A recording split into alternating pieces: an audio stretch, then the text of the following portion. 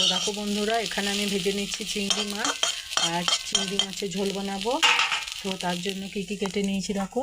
ফুলকপি, আলু দিয়ে চিংড়ি মাছের ঝোল হবে। চিংড়ি মাছগুলি লাল লাল করে দেখো কেমন ভেজে নিয়েছি। আর তো দেখো বন্ধুরা, এখানে আমি ভেজে নিচ্ছি চিংড়ি মাছ। আর চিংড়ি মাছের ঝোল বানাবো। তো তার জন্য কী কী কেটে নিয়েছি দেখো।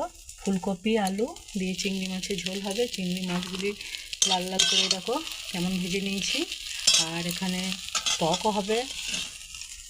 তো টকের জন্য কেটে নিয়েছি কাটা বেগুন, এ দেখো আমরা, তারপরে মূলো, কচু, আলু। তো এই দিয়ে চিংড়ি মাছের টকও হবে। তো এইগুলি ঝোলের জন্যই ভেজে নিয়েছি। তো টকের জন্যই দেখো এখানে আছে। তো আমার প্রায় ভাজা হয়ে গেছে, এবার তুলে নেবো, দিয়ে ঝোলটা মানে ঝোলটা বসিয়ে দেবো। তো